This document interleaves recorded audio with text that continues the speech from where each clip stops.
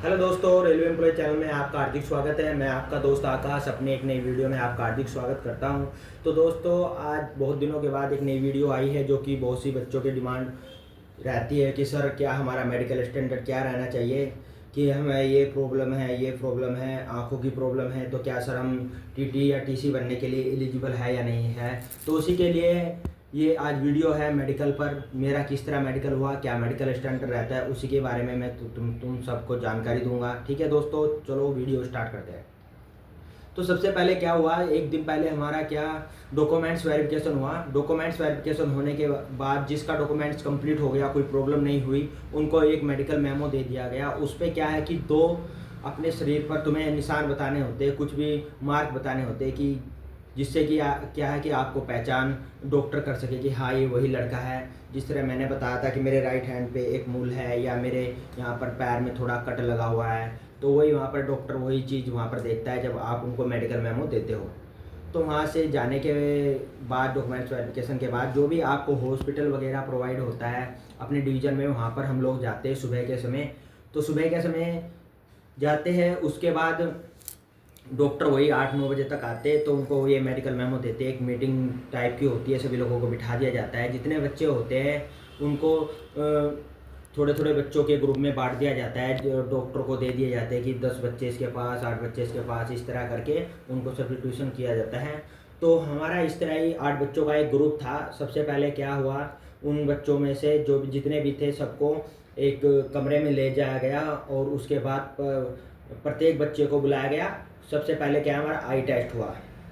आई test होने के बाद आई टेस्ट में क्या होता है, आपका जो मेडिकल स्टैंडर्ड होता है कमर्शियल डिपार्टमेंट में टीसी के लिए, वो 6/9 और 6/12 आपके आंखें होनी चाहिए, इनके B2 स्टैंडर्ड होनी चाहिए। विद गिलास के साथ भी चल सकता है, ऐसी कोई बात नहीं है। पर ये ध्यान रहे कि आपकी राइट हैंड जो है 6/9 और लेफ्ट हैंड आपकी 6/12 चल सकती है, पर राइट हैंड आपकी 6/9 होनी ही चाहिए। उससे ऊपर हो यानी कि 6/6 हो तो मच बेटर है, उसमें कोई दिक्कत नहीं है। ठीक है दोस्तों, मेरी 6/6 थी तो मुझे कोई प्रॉब्लम नहीं आई। मुझे थोड़ा थोड़ा डर भी लग रहा था कि कोई दिक्कत तो ना हो जाए। तो जैसे आपका आंखों का टेस्ट होता है तो क्या होता है, एक बोर्ड टाइप लगा होता है, तो उसके पीछे से एक सी टाइप होता है। जो सी होता है ना, सी उसको ना जो भी आपका डॉक्टर होगा इस तरह घुमाता है और पूछता है कि इसका मुंह किधर कौन सी साइड खुला हुआ है। इस तरह घुमाता रहता है कि ऊपर को है, नीचे को, साइड में है, फिर उसको छोटा भी करता है कि कौन सा है। इस तरह ये रेलवे का मेडिकल होता है जो कि आपका आंखों के लिए होता है।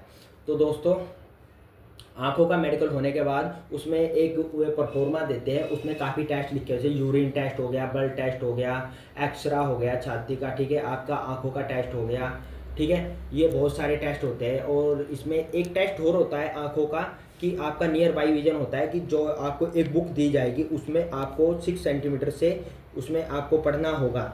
तो देख देख के अगर आप उसमें प्रॉब्लम करते तो आपको यानी कि नियर बाई विजन वगैरह की प्रॉब्लम है, यानी कि आप पास से नहीं पढ़ पा रहे, तो आपका एक ये पॉइंट बन सकता है। उसमें भी ये जब दूर से आपको पढ़ाया जाता है, यानी कि दिखाई जाती है सी टाइप, तो आपकी एक कुर्सी लगी होती है। वैसे तो लगता है कि बहुत पास है, पर बहुत दूर लगता है। जिस समय आप रूम में होते हैं घबराहट भी होती है, पर कभी भी आपका मेडिकल हो आपको घबराना नहीं है, ठीक है। उसके बाद क्या होता है, ये मेरा कंप्लीट होने के बाद मैं चला गया अपना यूरिन टेस्ट के लिए, क्योंकि यूरिन टेस्ट सबसे इंपॉर्टेंट है। क्योंकि सुबह सुबह क्या होता है यार, यूरिन आना मुश्किल हो जाता है, तो सबने पानी पूनी पी रखा था, यूरिन टेस्ट किया। तो यूरिन टेस्ट से वही है कि अपना किडनी विडनी कोई प्रॉब्लम तो नहीं है, उसके लिए यूरिन टेस्ट होता है आपका। तो हमने सबसे पहले उसको यूरिन दे दिया, तो उसका रिजल्ट जो है काफ़ी टाइम बाद आता है। ऐसी बात नहीं कि आपको जैसे आपने यूरिन दिया एकदम टेस्ट हो जाएगा, उसका 2-3 घंटा या 4 घंटा शाम तक ही उसकी रिपोर्ट वगैरह मिलती है। तो उसके बाद मेरा ये उसके कंप्लीट करने के बाद हमने एक्सरे के लिए चले गए। एक्सरे में आपको ऐसे करके आपकी शर्ट उतरवा देगा, और एक ब्लैक बोर्ड के टाइप में ऐसे करके घुमा देगा, ऐसे करके। और जो घुमाने के बाद क्या होगा कि आपको ऐसे सटा देगा, तो जैसे ही आपके सामने इसमें पिछली साइड में कोई एक ब्लैक बोर्ड से टाइप होगा, उस पर किरणें पड़ती है, रे पड़ती है, जिससे क्या कि आपकी छाती का एक्सरा हो जाता है। उससे ये डिफाइन होता है, ये जानकारी मिलती है कि आपकी छाती में कोई बलगम वगैरह तो नहीं है, आपको कोई टीबी की प्रॉब्लम तो नहीं है, या कोई अस्थमा की प्रॉब्लम तो नहीं है। जिससे ये होता है, टीबी वगैरह की अगर एक केस भी मिला था तो ऐसी बड़ी बात नहीं है, क्योंकि टीबी जो है भारत मुक्त कराना भारत की जिम्मेदारी है। तो उसकी इतनी बड़ी बात नहीं है। सरकारी तुम इलाज कराओ, उसमें कंप्लीट होने के बाद आप आ जाओ ऐसा। उसके बाद ईसीजी का टेस्ट होता है। ईसीजी टेस्ट के लिए आपकी क्या है कि आपकी हार्ट बीट जो होती है वो उसको जानकारी के लिए होता है कि आपके दिल में कोई प्रॉब्लम तो नहीं है। तो उसमें क्या एक चेयर बेंच पे आपको लेटा देंगे और कई सारे इंस्ट्रूमेंट वगैरह आपको लगाते हैं जिसमें ईसीजी टेस्ट होता है। ईसीजी टेस्ट करवाते समय मेरी आपसे यही राय है कि आप घबराए नहीं। अगर आप घबराओगे तो आपका टेस्ट खराब हो जाएगा, जिससे आपको बार बार टेस्ट कराना पड़ेगा। और आपका अगर ऐसा हो रहा था कि हम लोगों ने ईसीजी टेस्ट करा, बड़ा नॉर्मल करवाया और एकदम हम ठीक निकल गए, तो मेरा दोस्त जो था वो घबरा गया, जिससे क्या उसका ईसीजी टेस्ट में प्रॉब्लम हो गई और उसको 2-3 बार करवाना पड़ा, जिससे उसको बाद में जाके नॉर्मल हुआ।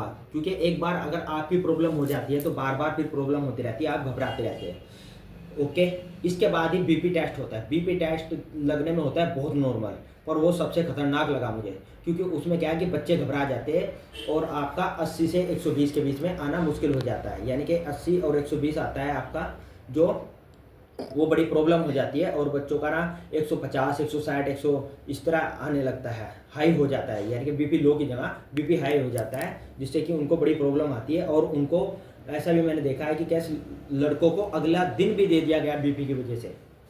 और इसके बाद और कोई तो इतना खास टेस्ट नहीं होता है। फिर आपको ऐसे खड़ा कर देगा, ऐसे हाथ चेक करेगा कि कोई हाथ में कट तो नहीं है, कोई उंगली कटी फटी तो नहीं है।